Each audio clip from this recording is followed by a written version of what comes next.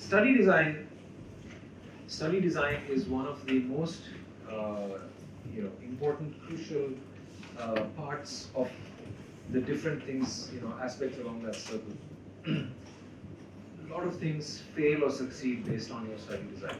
And there are so many ways in which you can trip up, there's so many ways in which you can go wrong, such that you can't make the inferences that you need to make in order to reach your goal. So it's worth really thinking carefully about study design. And of course, we unfortunately here can scratch only the surface, but I think still be useful to get you started. So let's start with some questions. You can't design a study unless you know what the question is. Okay, so let's start with some questions of different levels of complexity. So let's start with the first one. How many students in this class? And I don't need much of a study design for that. I don't need much of a method for that. I just need to count you up. Unless somebody's gone to the washroom, my count will be fairly accurate. I'll lock all the doors and make sure nobody can escape, and then I count everybody. Direct count is not very mysterious. We don't have to worry. This is a very simple question. If you want to know how many people are employed at ICER, this is easy but still more difficult than this one. We have to define what employed means. Employed could mean directly paid by the institution, but it could also include the contract staff, where you pay an external contractor and that person then pays. So does it include the people working in the mess or not, is something we have to decide. Then it's a little more difficult. We can't just go around counting everybody in the campus, because some people will be away, some people are traveling, some people are on field work and so on. So we won't get everybody.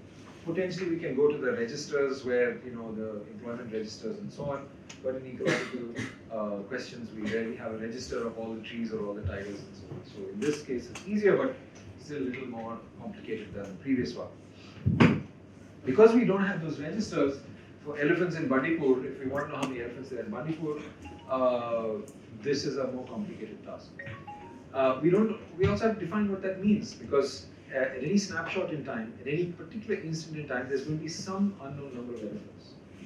But those elephants also move back and forth. They move into Nagaroli, they move into Mudumalai. And so if you integrate over time, what do you do with those elephants that are moving? Do you include them, exclude them? How do you know which ones are moving or not? It's a dynamic system. It's a little easier to count the number of trees or estimate the number of trees, since so far as we know the trees stay in one place. The elephants don't stay in one place.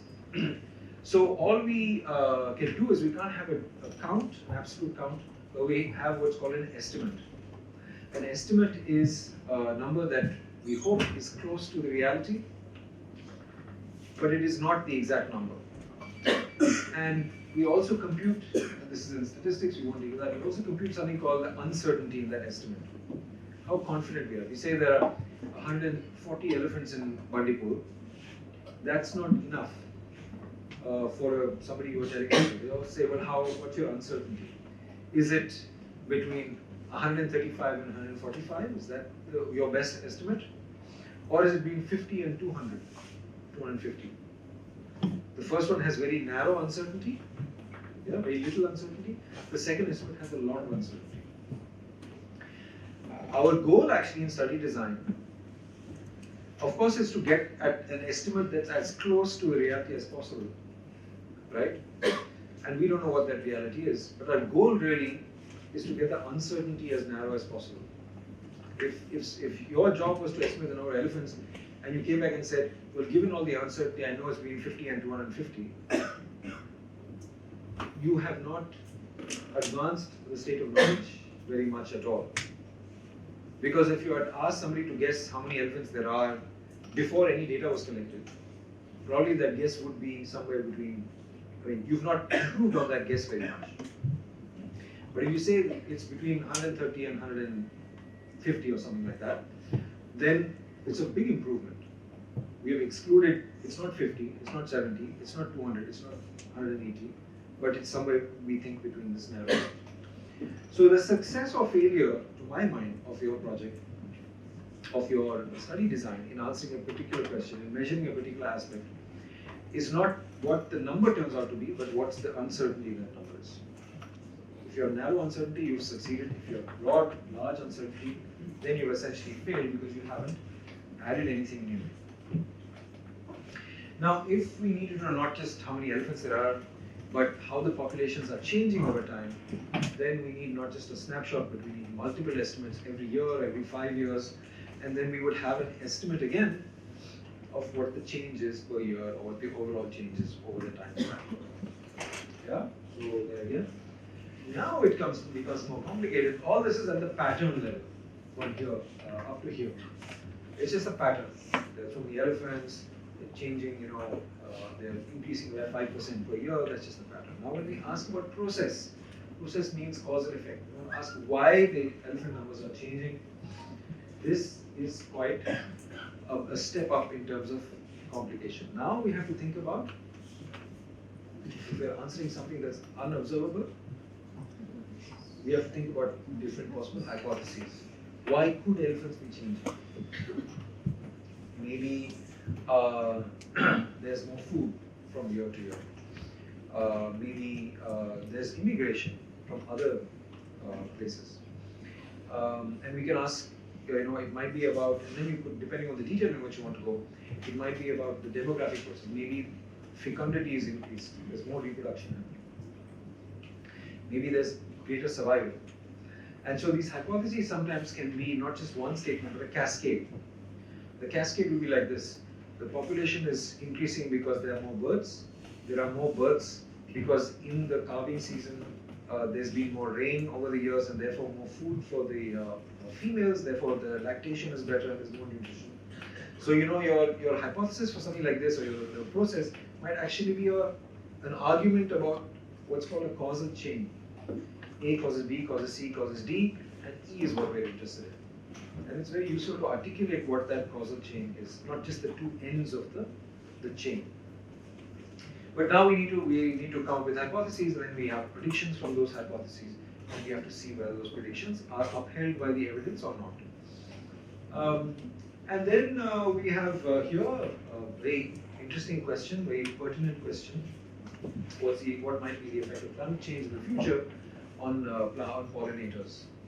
And this requires a detailed understanding of what regulates pollinator populations today, and then some understanding of how the environment will change in the future, and then putting those two together to make forecasts or predictions in the future. A much more complicated thing, and therefore forecasts or predictions tend to be much more uncertain.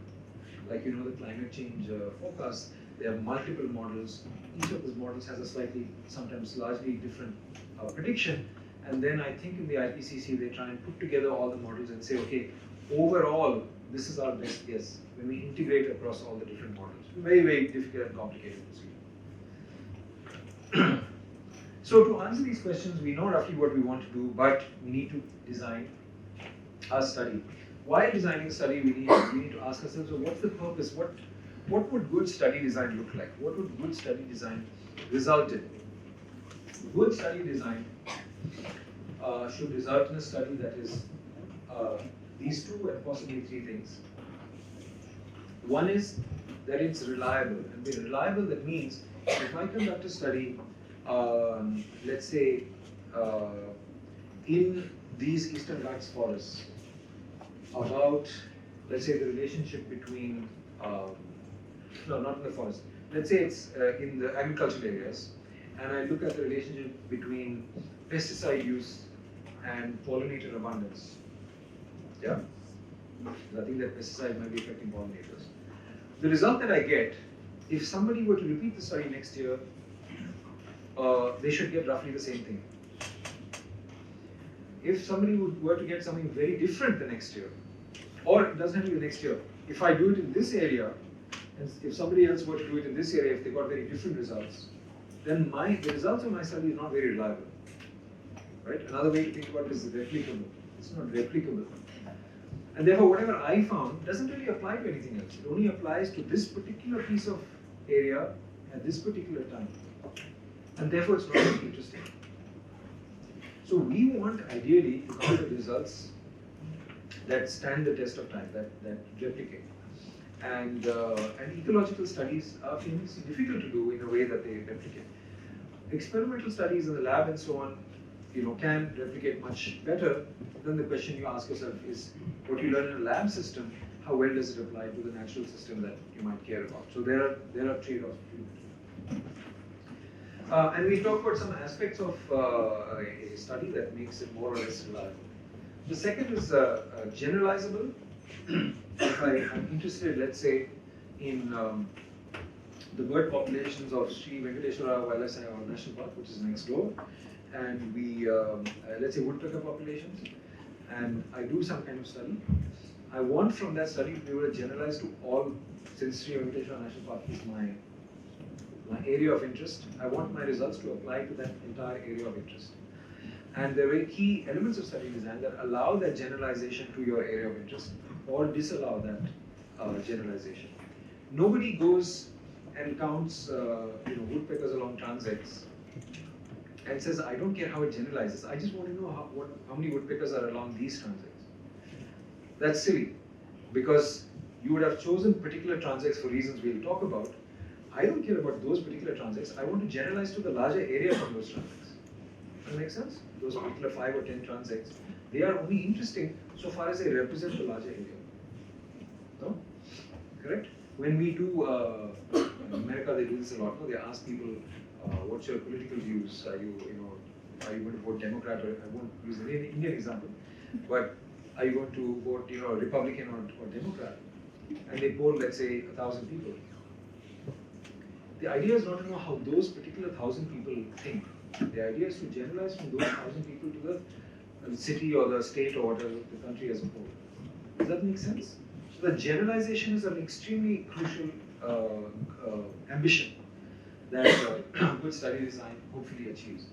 And in some cases, if we have causal questions, does X cause Y, then our study design also has to enable that causal inference. And in general, at least, the gold standard for causal inference is experiments, controlled randomized experiments, right? Which you've all heard about. You know about what an experiment is. It involves some change in the system that you create. It involves a comparison, like a control, and technically speaking, only then can you, with confidence, infer causation.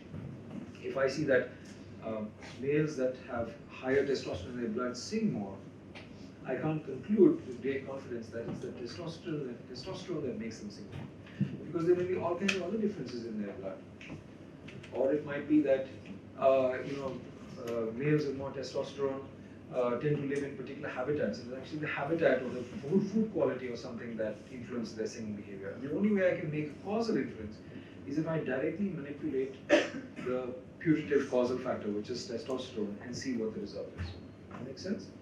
So we think in most cases, strictly speaking, causal inference can only be derived from experiments.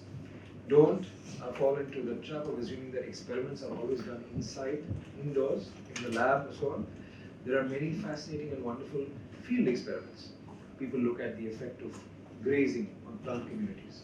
And you can manipulate grazing. You have an area that has lots of cattle, you put fences around some parts, they're called exclosures. You remove grazing from those parts, and then you have a control site next door, and you can look at how the effect of removing grazing, what effect that has on the grass or the herb population over there. People do experiments on fire where they have controlled burn. They have similar sort of thing. They have plots that are burnt, plots that are not burnt, and then look at the effects. People look at the effects of nutrients. You may know that there's lots of nitrogen raining down from the sky, your plant available nitrogen. That's because of all the artificial fertilizers you put there. It goes up into the sky. We have the earth is being fertilized at a much higher rate than before. This is of great concern to plant ecologists, because there are many plants that are adapted to low nutrient levels. But we are increasing the nutrient levels of the soil all across the globe because of runoff and things from fields. So you do nutrient experiments. You add nitrogen to some plots and don't add to other plots, and you see what effect it has on plant growth. There are lots and lots of experiments that can be done in the field. By the way, the testosterone experiment is a field experiment. Yeah, people have done this kind of thing. They've looked at hormone levels, manipulation field. This is not lab conditions. So even as field biologists, let's look for opportunities to do experiments. Because with experiments we can best arrive at these kind of causal inferences. So I'm going to go through a list of questions about study design that we have to ask ourselves and then answer in the design of our study. Very important first question is, what's my overall area of interest? I don't mean area as in physical area, that's why here it's called population or universe. The population or universe is the set, the entire set that I want to make an inference about. When people are polling voter opinion in America, their universe, their overall set they're interested in, might be all voters in America. If I'm looking at doing transects for birds over here in the forest, my universe might be the entire Sri Venkateswara National Park. Alright? Only if I define that universe can I proceed, in particular can I proceed in deciding where I put my transects. How do I decide where to put my transects? Only if I say that my universe is the voting population of America versus the voting population of, let's say, New York alone, then I can decide how do I choose which people to ask my question to. If I ask my question only to people in New York, certainly I cannot generalize to the entire country. So if my ambition was to generalize to the entire country, that was a wrong procedure. If I want to generalize to everybody in New York, I can't ask my questions only to the people who live in one corner of New York. Queens, I think, is a borough of New York. Because I would have to assume that the people in Queens that I ask this question to are representative of all the other people who live in different parts of New York. And we know that in cities, by the way, in our cities as well, cities form clusters of similar kinds of people. There are middle-class neighborhoods, there are slums, there are places where higher-class people live, although I know in the US, there are people where people of different racial origins or different ethnic origins live in cities in the US. So you wouldn't want to just take one corner and then rashly generalize to the entire city. If I know that the city is my population, my universe, then I would have to choose people accordingly, and we'll talk about what that accordingly is. But first thing I need to define is what is that set over which I want to generalize. Then I can take the next step. Of course, you have to ask yourself, why do you want to generalize to that? The larger the set, the more difficult your study is going to be. So you have to think about what are the advantages to generalize to the larger set versus a much narrower set. So for example, Sri Venkateswara National Park is by and large dry deciduous forest. If I wanted to understand something about dry deciduous forests in India, and I did my study in Sri Venkateswara National Park, I would be rather rash to say that I studied a dry deciduous forest in India, and what I found can be applied to dry deciduous forests generally in India. Because how do I know? I did the same study in Bandipur. I could have found something very different. I don't know unless I do it. And therefore, if my ambition is to generalize to dry deciduous forests, then I better choose multiple dry deciduous forests, not just one dry deciduous forest. Correct? That makes sense? But if your ambition is just this part, this place, then study this place. But you have to think very carefully about what your overall ambition or goal is. Now, one key aspect in all of science, but certainly in ecology, is that we typically have to replicate.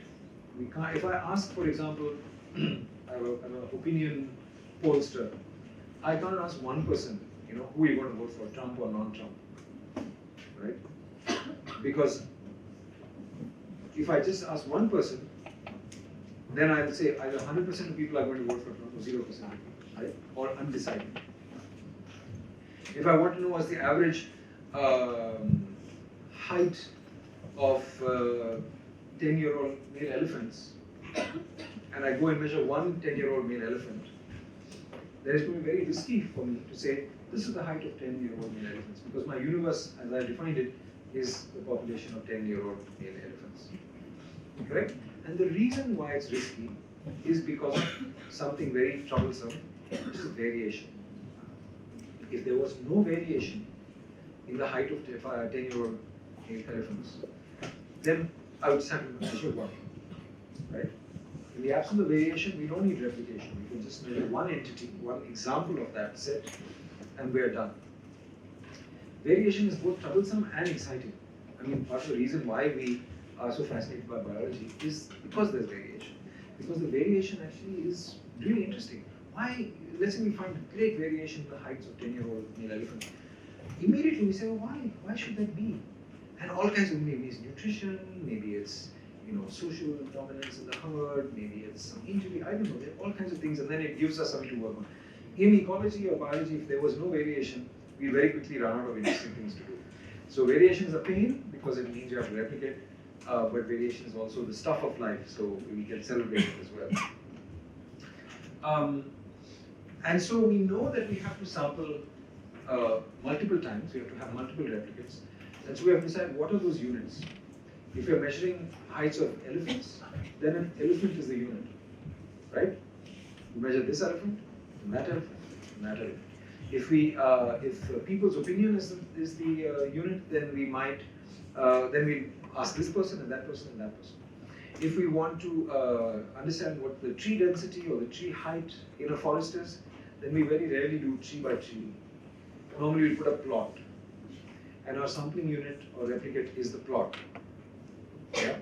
Or let's say species richness, to look at species, number of species. We take a plot, count the number of species, take another plot, count the number of species, take another plot. So there the plot is your unit of replication. It's not the tree or the individual or anything like that. That makes sense? So depending on your question, what you need to do, and your study design, I mean, what makes sense in the field, your unit of replication will be different. But it's something that you need to think about. There's a nice example from some of the species that I study, weaver birds. They live in colonies, and there's an idea about colony living, a hypothesis if you want to call it that. People say, why do birds live in colonies? And one hypothesis is that colonial living, colonial nesting, provides safety from predators, and it could provide safety from predators as a sort of dilution effect. That is, that if I'm one among many, then I'm less likely to get eaten, or my chicks are less likely to get eaten. Whereas if I'm one among a few, then I'm more likely to get eaten. So let's say dilution is a possibility. So to see whether the evidence is consistent with this, I make a prediction that if I look across colonies of different sizes, numbers of nests, and I look at the probability that any nest is depredated, that probably should decrease as the colony size increases. Now, if we have so this is where I talk about, you have a graph, the colony size and probability of getting depredated, there should be a negative relationship according to the prediction. So, larger the colony, the less likely that any individual nest is destroyed. Right? So I've made a prediction of my hypothesis. So there, I know then from the graph that I need to look across colonies of different size. So my unit of replication is the colony. That makes sense? I need to take colony 1 of some particular size, colony 2 of some particular size, colony 3, and I need many colonies of all different sizes. On the other hand, my question was a little different. I said that, when colonial birds nest together, it's likely that whatever advantage there is might not be the same for all the nests. Because if a predator is coming from the outside, maybe those nests that are on the periphery are more at risk than those nests that are in the center. So now I'm asking a different question, and my prediction is different. That is that if I take the distance of the nest from the center, then the nests that are closest to the center should be safer, less likely to get destroyed. The nests that are further away are more likely to get destroyed, right? So then my prediction is actually the other way around. It's a positive relationship. My risk gets higher as I go to the edge. And there my unit of analysis, my unit of replication is the nest, not the colony. This is not a colony level question, it's a nest level question. So depending on the details of your question, you have to think about what the sampling unit is. Is it a collective, is it individual, is it a plot, is it a single animal or something like that. I put this in brackets, but this is an important question to ask yourself, is what's the appropriate scale in space and time to ask this question. I'm asking a question about a phenomenon that occurs at very small scales, or a phenomenon that occurs at very large scales. For example, if I ask about the effect of soil nutrients on species richness, I wouldn't put one plot here and one plot here and one plot here, because it's likely that the soil nutrients don't vary too much from here to 1 meter away to 1 meter away. Right? Soil nutrients are probably quite similar within a small spatial scale. But nutrients may vary, from here to let's say 500 meters or kilometer away. So I have to design my study so that it's of the appropriate scale.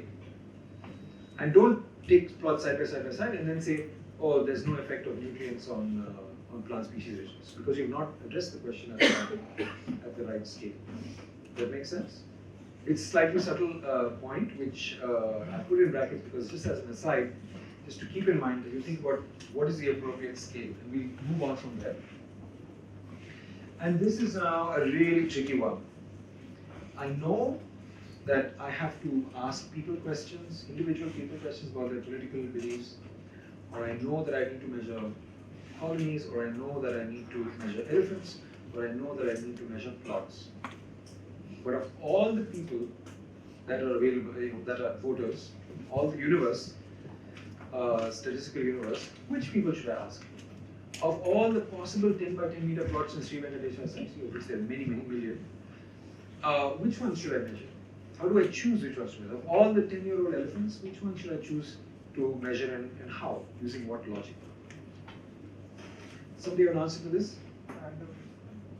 You choose them randomly, at random. Can somebody define what random means? This is another word that in common parlance we use randomly. I randomly walked into the shop, I randomly went to see a movie. But in technical language, random means something very specific. So I want the technical bias. Without any biases, what does that mean? So that every Sorry, you want to say. Independence is an important part of randomness. Yeah, okay. Somebody want to take that further? Yeah. she wrote all the differences in the school year study one. So she should cover all three. No, that's not the definition. Each unit has an equal probability of being Okay. What's your background? science. Science. BSMS. You done some physics. Is that where it comes from? Yeah. So, if I have multiple entities and I'm choosing a random from those entities, the randomness means that every entity has an equal and independent probability of being chosen. So, if I were to choose 5 random students in this room, yeah, and I chose the first one happened to be you. And now I need to choose the second one. And the second one, of all the people left, have an equal and independent probability of being chosen. That means it's quite possible, as possible as anybody else, the second person is you. Now, or the third person could be you. So to an outsider, the fact that 1, 2, 3 were chosen in a row seems very suspicious, right? It's the opposite of random. But randomness can lead to patterns. There's nothing to say that you have this. That's why have a girl, first child, have a girl, second child, have a girl, third child, and then immediately people say, oh, there's something going on, blah, blah. But 3 girls in a row is consistent. It's not that common, right? Because when you flip coins and throw dice and so on, you're more likely to get other combinations. But it's consistent in randomness. So, this is I think they ask in multiple choice tests sometimes. A family has 4 boys, what's the chance that the 5th child is also a boy? Right? And it's just half. It's half every time. If the probability stays 50-50, if it's random. Correct? So random, just remember, is where a random choice among entities is where each entity has an equal and independent chance of being chosen. If there are 100 entities, then each has a 1 in 100 chance of being chosen. And if I've chosen this entity, then that doesn't affect the chance that any other entity, doesn't affect that person's chance. So it's still 1 in 100, 199, whatever. And the problem with random, so tell me what happens. Suppose I want to find out the probability that of getting heads when I flip a coin. Okay, I want to find out. I don't know what it is. And I do it I flip a coin 3 times, right? Versus I flip a coin 300 times. Which do you think is likely to get me to the true probability of getting a heads? With higher numbers. So what happens there is that if I flip a coin only 3 times, my answer will be much more variable. Sometimes I'll get 3 tails, in which my answer will be that the probability of getting heads is 0. Sometimes my answer will be 3 heads, my probability is 1, and other combinations, right? If I flip the coin 300 times, I'm pretty much never going to get all tails, right? It's not impossible, but it's almost impossible to get all tails. It's almost impossible to get all heads. And almost all my coin flips, that is, if I do 300 and see what I get, and do another 300 and see what I get, they're all going to be near 50-50. Right? It's very hard when I flip a coin so many times. So the lesson for this is that when I have a small sample size, it's like flipping a coin only 3 times, then I can get misled. I can arrive at an answer that's far from the truth. Right? The truth is 50-50, but I can get 0, or I can get 1, far from the truth. I'll put this in an ecological context over here. Suppose this is my universe, and I'm trying to decide where to put my vegetation plots. And I can only do 3 vegetation plots. Tell me give me an idea of how I would randomly place vegetation plots in this universe. How would I actually do it? Any idea? Out of 4 grids, Make grids? Okay. yeah, and then randomly select one. Okay, so I can make grids of whatever size I need. I could draw them on a map or something. I could number each of the grids. I could put chits with each of the numbers in a basket. I could pull out 3 chits, right? More commonly we do it on the computer. We don't actually use physical chits, but either way. So that will be one way of randomly putting plots. Random as in the technical sense of the word, strictly random. Now, if I put only 3 plots, it's quite possible that one comes here, one goes there, and one goes here. Okay?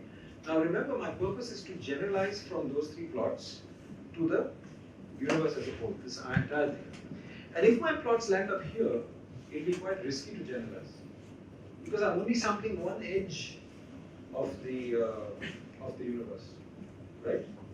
Now, if I was able to do 300 plots, then it's vanishingly unlikely that all 300 of them would be in this small portion. So as my sample size increases, I'm more and more likely, through the random process, to sample all the different variability in my universe. But if my sample size is small, by chance, I might very easily misrepresent the universe. By chance, I might get all 3 people I asked saying that vote Republican, so I'll say that 100% of people are voting Republican. Correct? But if I ask 300 or 3,000, then that chance is not going to play such a strong role. So, and this brings us to the point that our sampling, randomness is not a goal. Randomness is the means to an end. What is that goal? What are we trying to do? Randomness is one way to achieve that.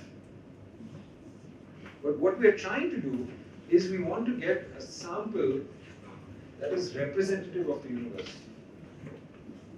So representative.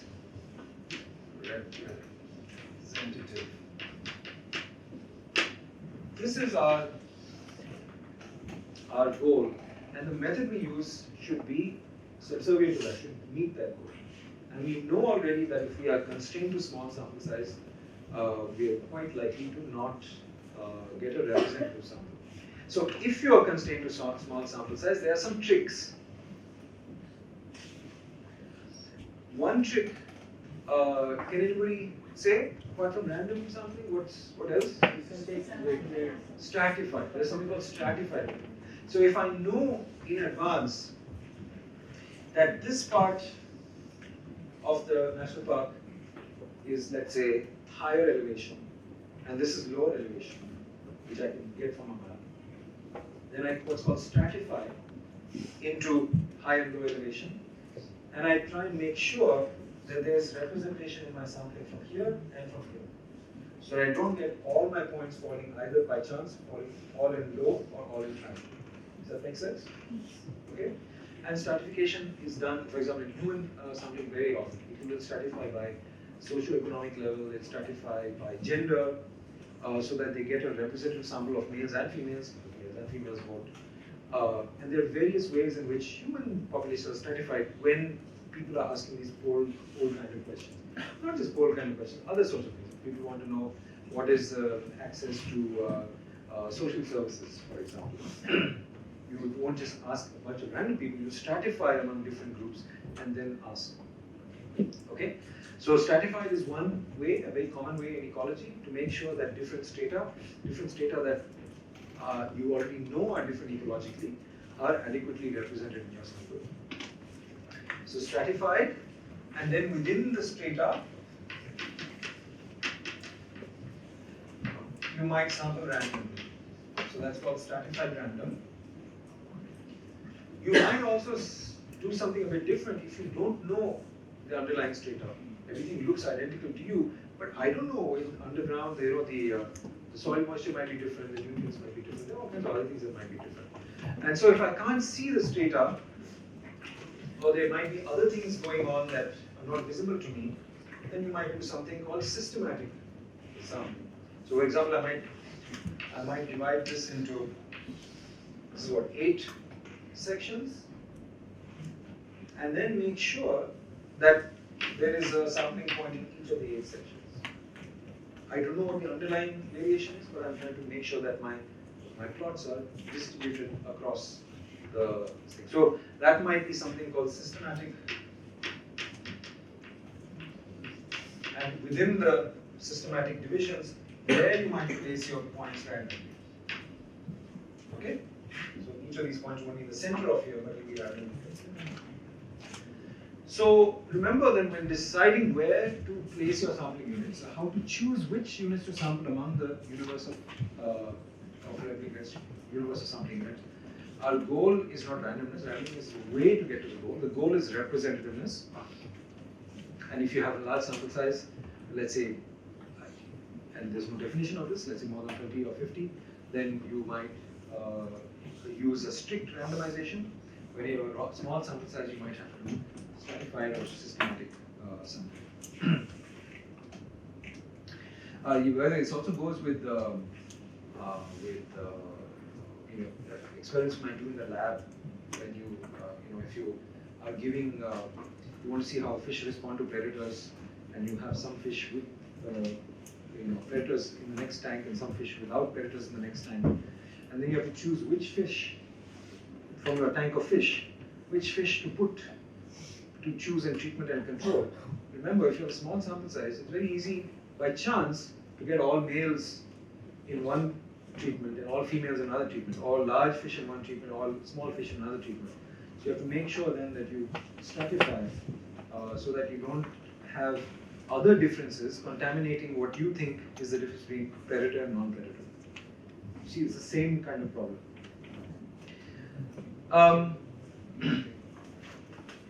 You often need to ask something called independence. I won't say a lot about it.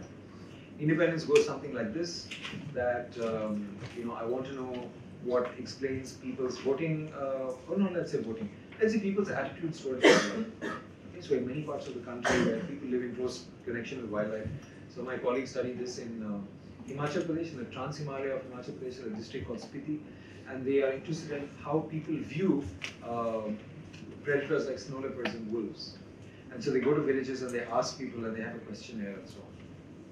And in these, in the villages, or in any social setup, it's interesting to think about what might be considered independent sampling units. For example, if I go to a house, a single household, and I ask the same question to all the members of that household, let's say there are 5 members of that household, it's quite likely that the attitudes are shared among a household. Right? Because they live in very close contact with each other, they're always communicating, they might have similar experiences with wildlife. And so I can go to 2 households of 5 each, and I come back and say my sample size is 10. Right? I've sampled 10 units, 10 people, and now I can make whatever generalizations I want to.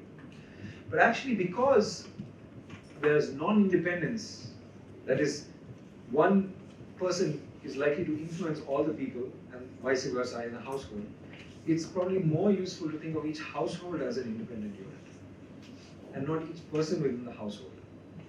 And so my goal therefore should be to sample 10 households, if 10 is my sample size, rather than 10 individual people. Does that make sense? Can you see how you're not getting independent pieces of information and not to generalize to the entire village or the entire region? It's very easy to be misled because of that. Similarly, if I'm studying again, let's say nutrients or effect on plants, and if I take 2 plots side by side, the 2 plots side by side are going to be similar to each other for a variety of other reasons, not just nutrients. Right? They're going to be similar in elevation because they're side by side. They're going to be similar in various ways, other than the thing that I care about. And so if I say I can do 20 plots and all my 20 plots are in this small radius, that's not really 20 plots, because each piece of information that I got from each of those 20 is not independent of each other. Rather, I should distribute my 20 plots in a way that allows the plots to differ for various other things apart from just nutrients. So the similar sorts of things apply. An example with birds is I want to look at chick growth rate in the nest, and I measure Viva birds made 4 chicks, so I measure over the 4 chicks, another nest I measure 4 chicks, another nest I measure 4 chicks, now my sample size is 12. No, it's not 12. The sample size really is 3, because all the chicks in the nest are likely to share a similar kind of phenotype, because nests with good parents, let's say hardworking parents, parents in good condition that can feed lots, all their chicks will grow a lot, and nests where the parents are of different quality, all of them will share a similar phenotype. And so I haven't actually got 12 independent pieces of information. I've got clusters of 4, 3 clusters of 4. So I should rather think of the replicate at the nest level, not at the chick level. Yeah? That's the general idea of independence. In experimental setups, to give a different view on this, in experimental setups you can get this non-independence in other ways that we don't normally think about. For example, and this is not a bird example, but let's say I'm raising flies. I want to look at the developmental rate of flies or fruit flies at different temperatures. So I have 2 incubators and I have lots of vials of flies, and the one incubator is kept at 28 degrees and the other incubator is kept at 24 degrees. And in each incubator I've got lots and lots of vials of fruit flies. Let's say 50 vials of fruit flies. And at the end of it, I measure how quickly they hatch and grow and so on. And I say that here's the difference between 28 degrees and 24 degrees. Now the problem is that those fruit flies have shared the same environment that's different not only in temperature but maybe different in other things. And there are various reasons this can go wrong. Maybe one of the incubators was accidentally subjected to a wire and switched off overnight, right? And then in the morning somebody, oh my god, yeah, and switched it back on. So one incubator, because of a chance event, all the vials in that incubator have experienced something very different from all the vials in this incubator. Maybe one incubator just before the experiment was wiped out with alcohol to disinfect it, and the other was not, and there are alcohol fumes in that. So basically, because all of them are stuck in the same incubator, they share an environment that is similar among all the vials, not only in that temperature, but could be in other things as well. So when we conclude, therefore, that the difference between the growth rate of flies here and here is because of the temperature, we are in a risky position because all of these are not independent of each other and all of these are not independent of each other. Ideally, we would have a whole series of incubators, maybe smaller incubators, which are at different temperatures. Ideally, all the 28 incubators should not be connected to the same circuit, and the 24 degree should not be connected to a different circuit, but they should be interspersed. Ideally, the incubators 28 should not also be nearer the door, where people are coming, going, and slamming the door, and you see what I mean? There's so many ways in which replicates can be non-independent. So it's something we have to think about both in lab studies as well as in the field. A concept that's very useful in ecological study design, which is called matching or pairing or blocking. And I'll first give you an example in the context of an experiment, a field experiment, and then I'll also show how it's useful in observational studies. Suppose I want to do an experiment of the effect of fire on grass biomass. So I do experimental burns in a plot. So I've got a burnt plot over here. So this is burn. And here's another burn plot. And here's another burn plot. And so on. And then, as you know, in any good experiment, you need a control.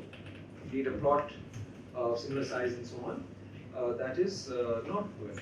And so I have 3 experimental plots, maybe I have 3 control plots. So my decision now, my choice is, I place these, let's say, at random, or whatever, systematic.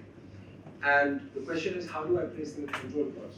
Do I also place them at random in case one control plot may be here, one may be there, one may be there, which is okay. But sometimes a more efficient design is where I pair them. So I have a control plot next door, I have a control plot next door, and I have a control plot next door. And the reason this is more efficient is that if they are next to each other, they are more likely to share other characteristics apart from the burn. If my control plots are scattered all over the place, that means that every plot will have different soil nutrition, different soil moisture, different sunlight, and so on, depending on the slope and all that sort of stuff. But if they are next to, near the experimental plot, it is likely that all the other differences, which I don't care about, are minimized. The sources of variation that I don't care about are minimized, and so I'm more able to pick up the actual effect that I care about. Does that make sense? We would not want to put the treatment plot, the fire plot, always on the west and the control on the east. That's why I've drawn them in different places, because I don't know if there's some east-west gradient. Maybe there's a gradient in the underlying condition where the west is a little more moist and the east is less moist, or it's something to do with sunrise and sunset and so on. So I want to make sure that any result I get is not confounded, it's called confounded, by some non-experimental aspect that varies systematically. Just like when we do experiments in the lab, let's say do a behavior experiment, I don't want the treatment, the fish exposed to the predator to be near the window and the fish that's not exposed to the predator always to be away from the window, because I don't know what effect light has. So I want to sometimes have the predator fish near the window, and sometimes I want the opposite, so that source of variation gets removed, and it's only the predator that gets picked up, the effect of the predator. Similarly over here. If you do this blocking, you have to worry about cross-contamination. Let's say I'm doing a nitrogen fertilization experiment, and I put nitrogen over here. I want to be fairly sure that that nitrogen in the soil is not leaching into my control plot.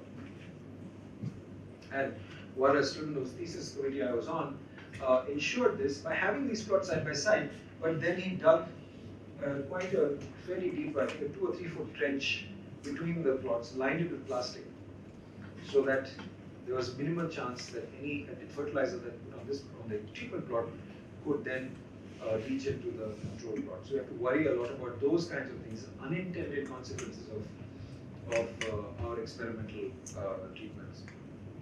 I'll tell you a nice example of another unintended consequence. People are looking at the effect of grazing exclosures on grass growth.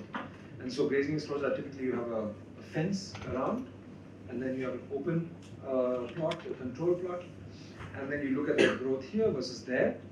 And what they didn't realize, is they only knew this after they were running the experiment, is that in a flat grassland, these posts of the fence provided very convenient perches for birds of prey, for kestrels and things like that. And because the kestrels were perching there, the little rodents that normally would come and eat the fresh grass and so on, the rodents didn't come. And this was the case for the exclosure plots and not for the open plots, because the open plots are open and there was no fence. So we want to look at the effect of removing grazing, but that's being contaminated by the effect of this predator coming and then altering the prey behavior, the prey which is the natural grazer in the system. Right? How would we solve this problem? Sorry? Line both of the plots by the way. But then, how does it work? One has to be open to grazing. Have planes. Put the grazers in it manually. Yeah, you could if you knew which ones they are and if the plot was large enough and so on. But in this case, you can't. Yeah. So basically, you want to make sure that the treatment and control are treated in exactly the same way, except for the specific thing you care about. So in this case, nobody imagined this would happen. So one solution is just to put the 4 posts in the control. You put only the posts, the corners, but not the fence. So you still get the predators coming perching on the posts, but the fence is still not there and the grazers can come. So there are unintended consequences that we have to worry about. It's not really to do with blocking, but it just came to my mind.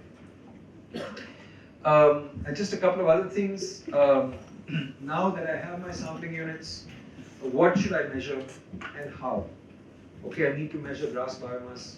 Okay, I need to measure hormone levels. I need to measure song. Yeah? So, okay, I know I need to measure song, that's what. Then the question is how. So if you're measuring behavior, you know, like yesterday Moshmi was describing, there are various ways of measuring behavior. You've got your focal sampling, continuous samples, you've got your scans. You also have to think about how in the day should I intersperse it, should I do it only in the morning, should I measure song in the morning and evening and take an average. In what context should I measure? Should I measure it only when the bird is in the center of his territory? Can I measure it when the bird is anywhere in his territory? And there are all kinds of questions that you need to decide on so that your protocol is as specified as possible. And the reason to have a nice and specified protocol is that if somebody else wants to come and replicate your study, they know what they need to do. But you also need to know. Because normally these studies happen over multiple years, you shouldn't go back the second year having forgotten exactly how you did things the first year and then do some different sort of thing. The more specified and written down it is, the more sure you can be that you're following the same protocol that you yourself had followed a year ago. And this also applies when there are more than one people in your project that are collecting data. Those protocols need to be very carefully defined. So I'm measuring tree height because I think tree height has to do with water densities. Fine, I know I need to measure tree height. How do I measure tree height? It's not a straightforward thing to do. You have to think about it. The crudest thing to do is you stand in front of the tree and say, 2.5 meters. You might laugh, but people do this, and it's not necessarily such a bad thing, especially if you practice. If you practice enough, for example, distance measurements, if you practice enough, you can get fairly good at it. Now you might think you should never do that. You should always measure it exact. Of course, there's no exact measurement of tree height because the tree height always will vary with the wind and so on, maybe half a meter or a meter. And so in any case, you're getting some approximation. But you might think, okay, I'm going to use some fancy or actually simple trigonometry that I learned, right? So I'm going to take the distance from me to the base of the tree. I'm going to take the angle to the top of the tree, and with the distance, and with the three of those things together, I can calculate the height of the tree. But the problem with that procedure is it takes time. And where you just look at a tree and say 2.5 meters, it takes 5 seconds, and this might take 10 minutes.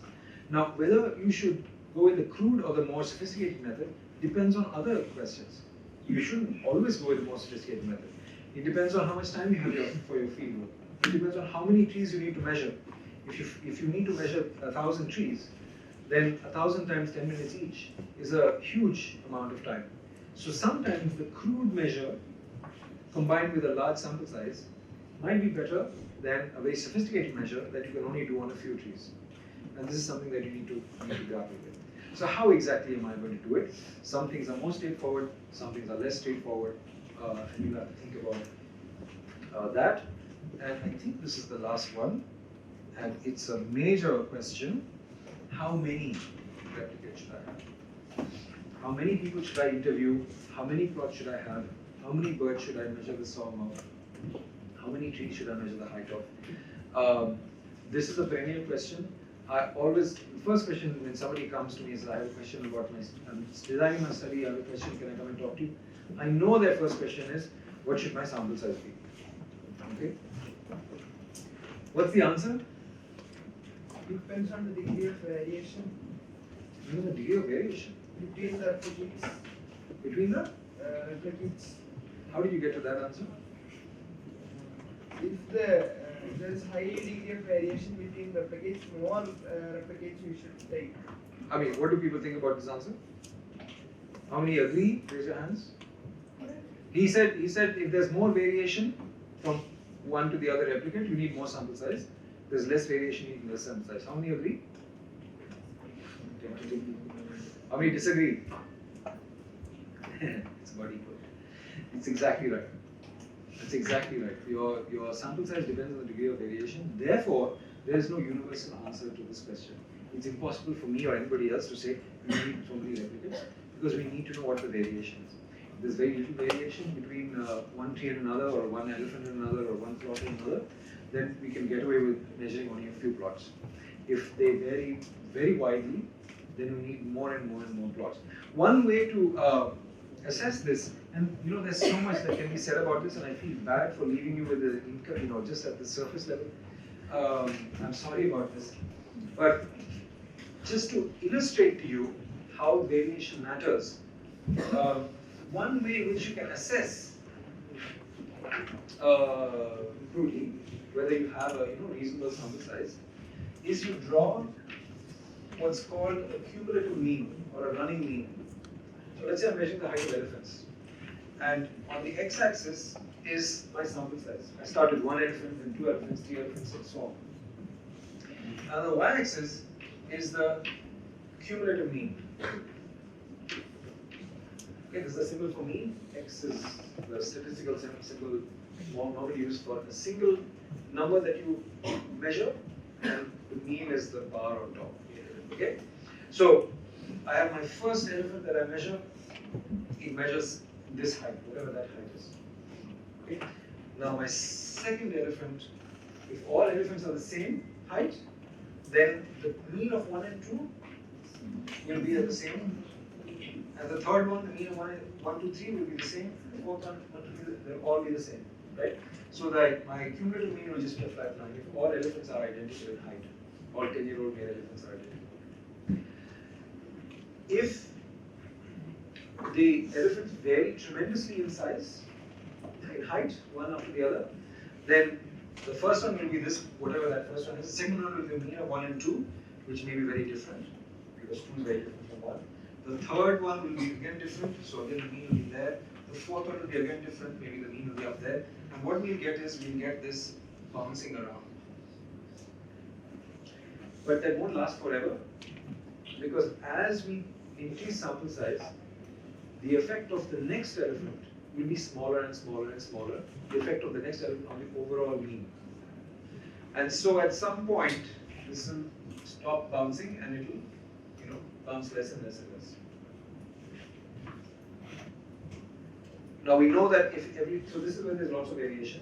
When they're all identical, I shouldn't have started over here, I should start here. They're all identical, this will just be a straight line go through. Correct? So there's no variation, the cumulative mean doesn't change. If there's lots of variation, the cumulative mean will change and stabilize after some time. If there's a little bit of variation, the cumulative mean will bounce, but it will stabilize much earlier. Correct? More variation, more bouncing, later stabilization. Less variation, less bouncing, and earlier stabilization.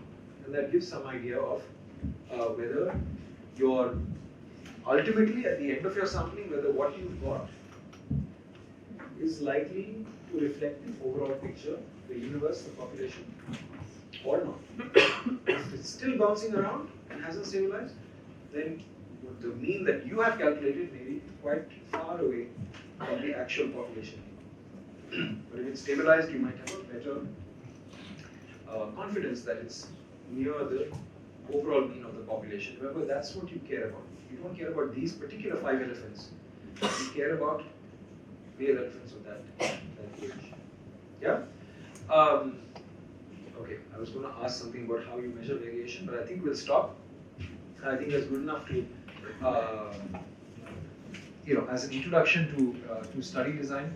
As I say, I'll send some more material along which you can